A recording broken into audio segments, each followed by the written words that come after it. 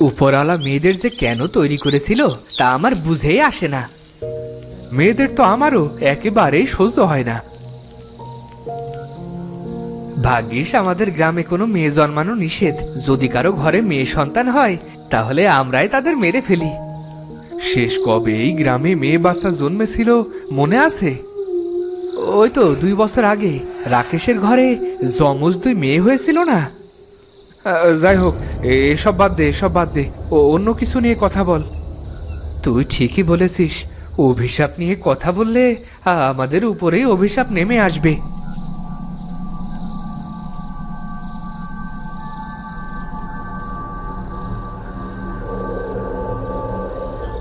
কি কি কি- কি গেল মনে হলো না? আমারও তো তাই মনে হলো রে। অনেক রাত হয়ে গেছে, চল তাড়াতাড়ি বাড়ি যাই।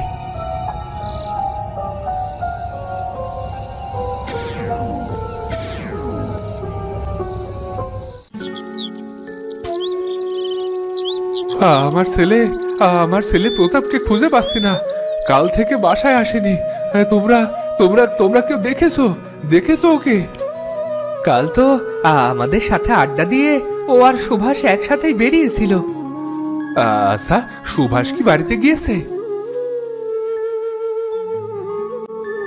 সুভাষ সুভাষ কাল থেকে বাড়ি ফেরেনি। ও কোথায় তোমরা জানো কেউ? জানো কেউ ও কোথায়? প্রতাপও কাল বাড়ি ফেরেনি। 2 জলজ্যান্ত মানুষ গ্রাম থেকে তো গায়েব হয়ে যাবে না। চলো আমরা সবাই খুঁজে দেখি।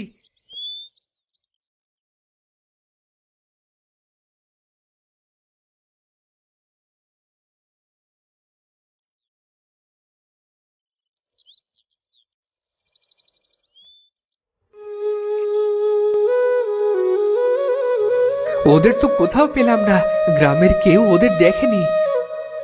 আমার ছেলেটা, আমার ছেলেটা কোথায় গেল? ও সারা, ও সারা যে আমার আর কেউ নেই। ও কোথায় গেল? কোথায় গেল? না জানি কোথায় না খেয়ে পড়ে আছে। আমি আমি এখন ওকে কোথায় খুঁজবো? আপনারা বাড়ি যান, হয়তো কোথাও গেছে ওরা, ঠিকই চলে আসবে।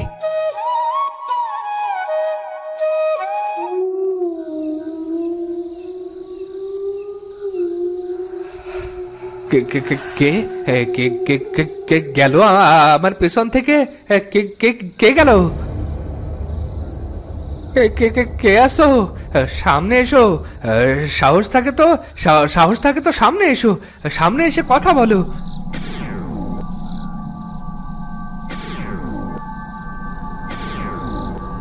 আহ আহ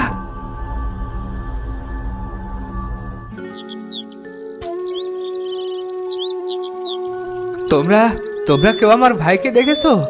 আমার ভাই কাল রাতে কাজ থেকে আর বাড়ি ফেরেনি গো। তোমার ভাই বাড়ি ফেরেনি? কি হচ্ছে এসব আমাদের গ্রামে?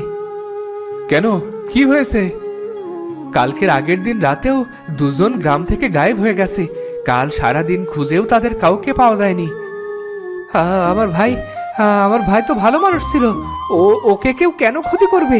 তোমরা তোমরা একটু যাবে আমার সাথে আমার ভাইকে খুঁজতে? আমাদের গ্রামে কোনো ডাইনি আর প্রেতাত্মার নজর পড়েছে, নয়তো মানুষ প্রতিদিন যাচ্ছেটা কোথায়? চলো আমরা গ্রামে ইকবালকে খুঁজে দেখি।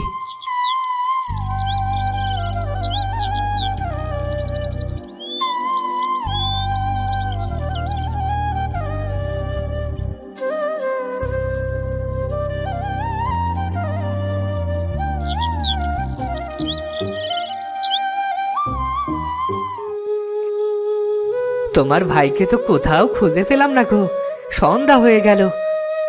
জানি না কি হচ্ছে এসব। আমার ভাই ছাড়া আমার আর কেউ নেই। আমি এখন কাকে নিয়ে থাকবো? তাড়াতাড়ি বাড়ি গিয়ে ঘুমিয়ে পড়ো, রাত হয়ে যাচ্ছে। বাইরে থাকা ঠিক হবে না মনে হয়। তুমি ঠিক বলেছ, বাইরে থাকলে আমরাও গায়েব হয়ে যেতে পারি। তাই চলো তাড়াতাড়ি বাড়ি ফিরে যাই।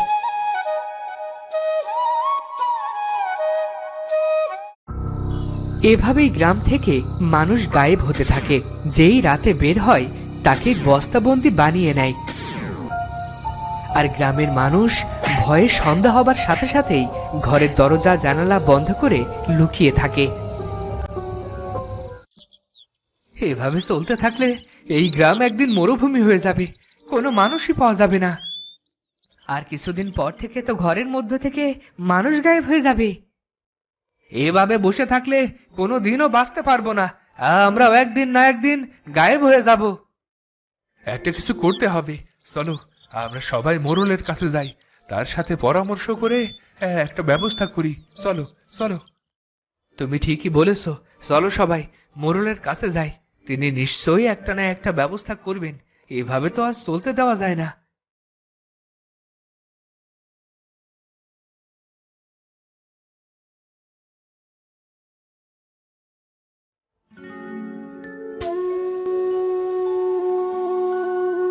কি হয়েছে? আপনি কাঁদছেন কেন মোড়ল মশাই? কালকে আমার ছোট ছেলে সুমন গায়েব হয়েছে। কি কি বলেন? সুমনও গায়েব হয়ে গেছে? কিন্তু ও এই সময় রাত্রে বাইরে গিয়েছিল কেন? কে যেন ওকে ডাক দেয় আর ও বাইরে বেরোয়। পরে আমরা ওর চিৎকার শুনে বাইরে আসি, কিন্তু ওকে কোথাও দেখতে পাইনি আর। তার মানে বাড়ির মধ্য থেকেও লোক গায়েব হচ্ছে? চাচা, আপনি এই গ্রামের মোড়ল, আপনি কিছু একটা করুন, নয়তো আমরা সবাই গায়েব হয়ে যাব। আমার মনে হয় এটা কোনো প্রেতাত্মার কাজ। আমাদের উচিত কোনো তান্ত্রিক বাবাকে ডাকা। তুমি ঠিকই বলেছো, আমারও তাই মনে হয়। চলো, আমরা সবাই ওই গ্রামের শেষ মাথায় নদীর ধারে যে সাধু বাবা থাকে তার কাছে যাই। হ্যাঁ, তাই চলুন সবাই, তাই চলুন।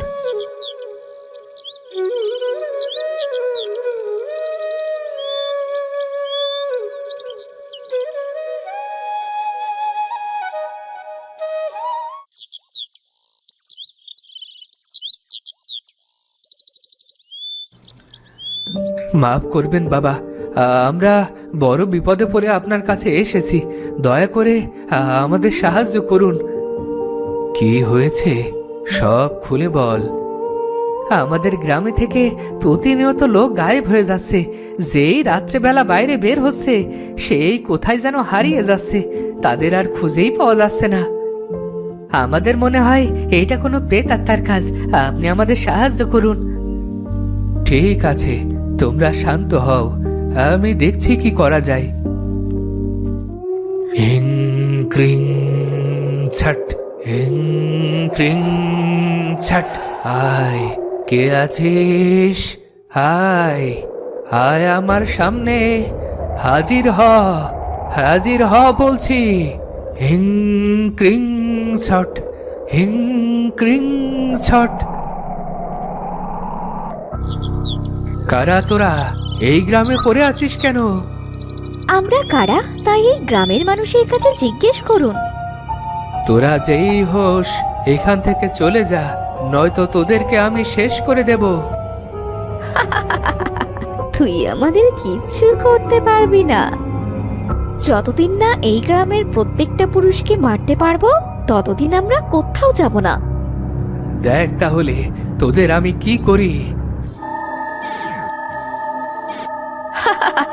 তোর ওই জাদুতে আমাদের কোনো ক্ষতি হবে না।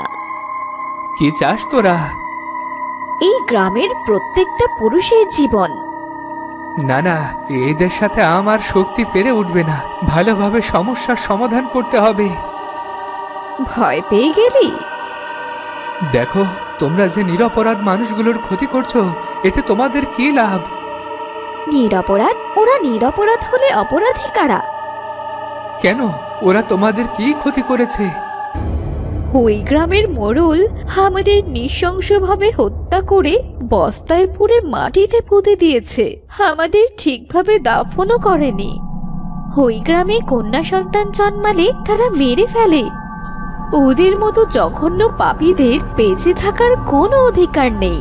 ওরা মেয়েদেরকে অভিশাপ মনে করে, আর তাই সত্যি সত্যি অভিশাপ হয়ে ওদের ওপর পড়েছি। কি করলে তোমরা শান্ত হবে? ওরা কি পারবে যতগুলো মেয়ে শিশুকে হত্যা করেছে তাদের বাঁচাতে? ওরা কি পারবে আমাদের জীবন ফিরিয়ে দিতে? পারবে না। তাই ওদেরও কোনো ক্ষমা হবে না। ওদের সবাইকে মরতে হবে। আমাদের যেভাবে বন্দি করে হত্যা করেছে ওদেরও সেভাবেই হত্যা করব। তোমরা ওদেরকে মাফ করে দাও। ওরা আর কখনো এমন ভুল করবে না। তোমরা ওদের মুক্তি দাও। ওরা যদি আমাদেরকে ভালোবেসে দাফন করে মুক্তি দিতে পারে আর কখনো কোনো মেয়ে বাচ্চাকে হত্যা না করার প্রতিজ্ঞা করতে পারে এবং মন থেকে অনুতপ্ত হয়, তবেই ওরা মুক্তি পাবে। নয়তো ওদের কাউকে ছাড়বো না, কাউকে না। আমাদেরকে যেভাবে বস্তাবন্দি করে হত্যা করেছে ওদেরও তাই করব।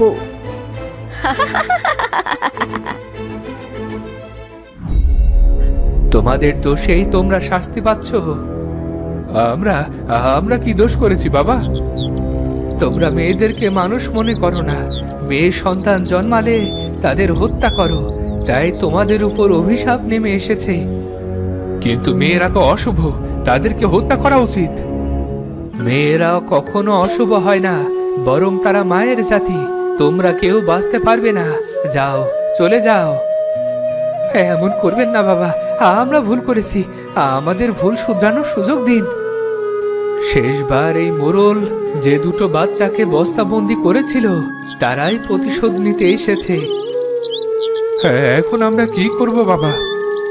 বাচ্চা দুটির লাশ উঠিয়ে ভালো করে দাফন করো, আর কখনো মেয়ে বাচ্চাদের হত্যা করবে না এই প্রতিজ্ঞা করে ক্ষমা চাও, তাহলেই হয়তো মুক্তি পাবে। ধন্যবাদ বাবা, আপনাকে অনেক ধন্যবাদ। আমরা এই ভুল আর কখনো করব না।